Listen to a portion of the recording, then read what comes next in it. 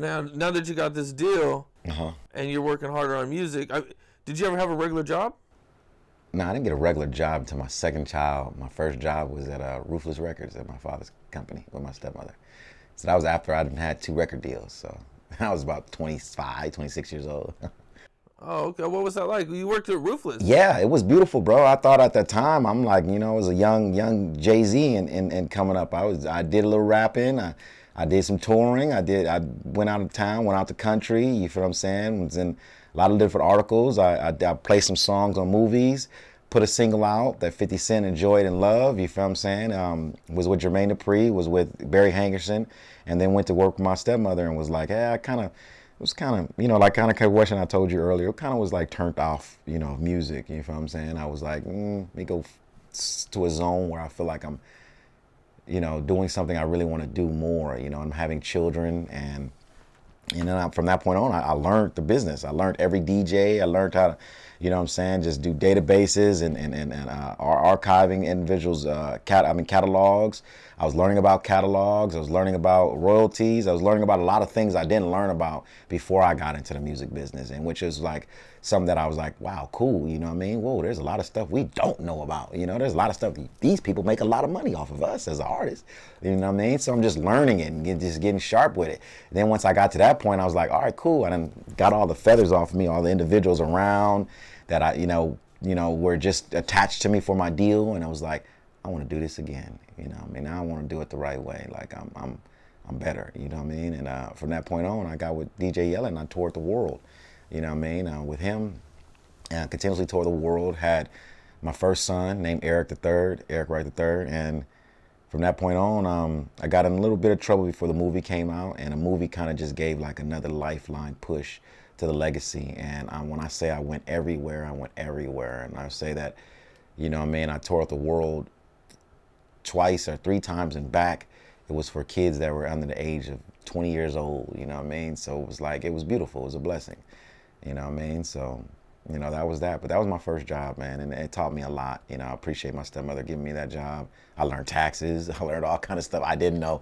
I said, whoa, I got to pay taxes on that advance they gave me on that record deal? Like, whoa, things that I didn't know, you feel what I'm saying? And like, as a kid, you're just kind of moving fast, you know what I mean? Everybody doesn't live a normal, perfect life, especially me, you feel what I'm saying? So a lot of the things and guidelines to even being a father myself, you feel what I'm saying? It's just like, there's a lot of things you have to touch up on because those are the sensitive things that kind of made detrimental changes to your life.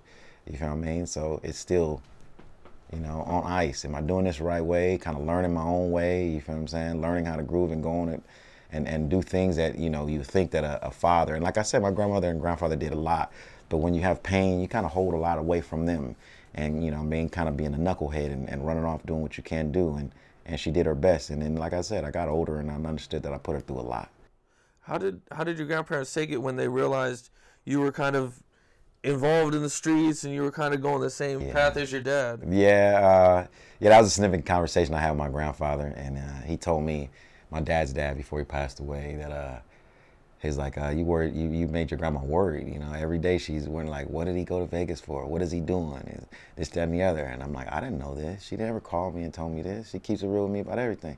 She never told me like I was making, you know, her worry up the wall, you know what I mean, or what's this, that, and the other. She had an understanding of it, you know what I mean. My grandma come from my daddy, you know what I'm saying. It's like people say, you think she ain't seen nothing before that you doing? Like, you know what I mean. This ain't the first time, you know what I mean. She knows what it is, and she knows how to cope with it. And it didn't dawn on me till you get older. Like, wow, you're right. Like, yeah, like Dad was really, really doing it, you know what I mean. Having 15, 20 dudes around here doing this, doing that, you know what I mean. I'm talking about in the height of the 80s when the drug game was crazy as can be, you feel what I'm saying? I'm like thinking that I'm hiding something from her, or I'm doing something, or I got a little ounce of weed. One time, I'll tell you a story, man. I was in the back room in the den, and I was chilling, and I got high, fell asleep. I took my pistol out, and I put my pistol on the couch, on the ottoman. It's an ottoman. I put it right there, and my grandma was like, somebody's at the door for you. So I got up, and I went outside, you know what I mean? And I think I had to call one of my cousins, and he just woke up, so he came outside. We just chopping it up, chilling. And something might have happened where a person drive by and you look at it like mysteriously, like, where my shit at? Let me sure. Hold on. Let me be right back. Go in the house. When in the house, it's gone. I'm like, whoa. So I go to the front of my cousin and say, you got the thing on you? You know, he's like, no, you had it. I'm like, damn. Like, where you got it? I said, I put it on the ottoman and the couch. Like, damn, you didn't get it? Like, no, it's not there? No.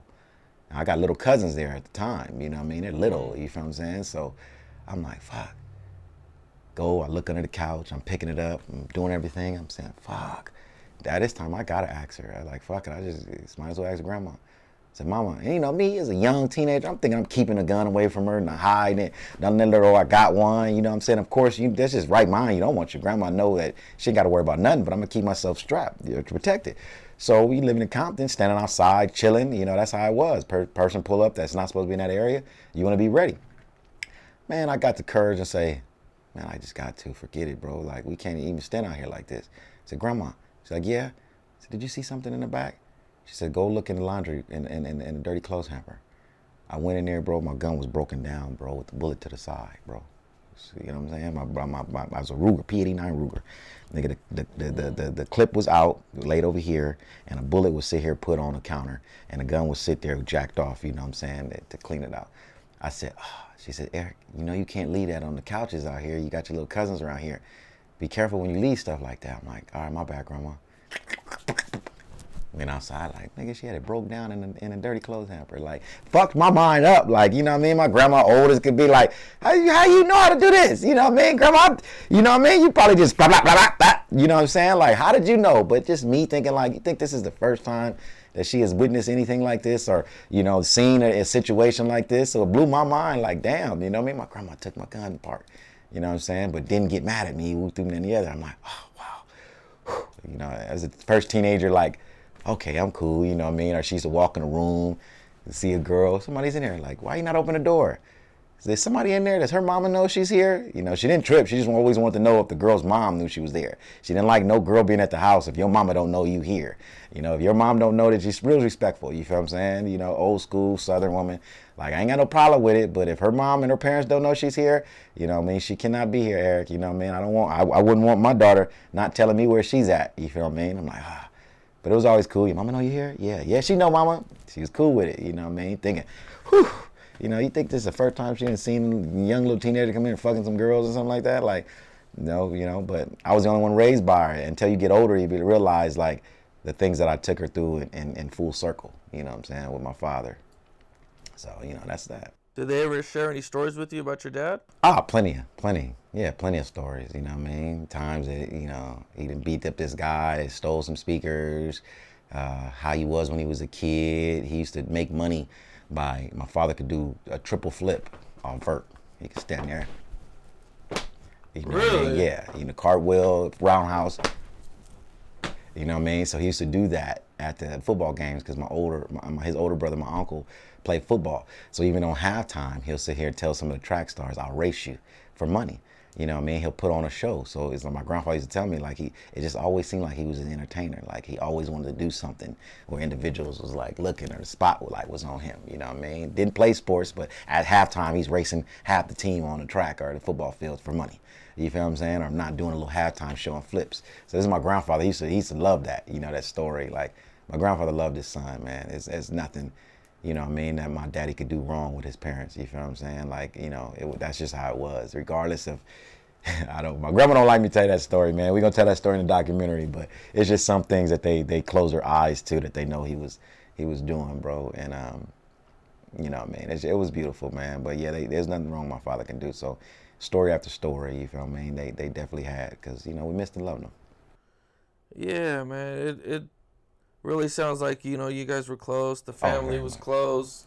You know, your grandparents were raising you in the same place and same experiences.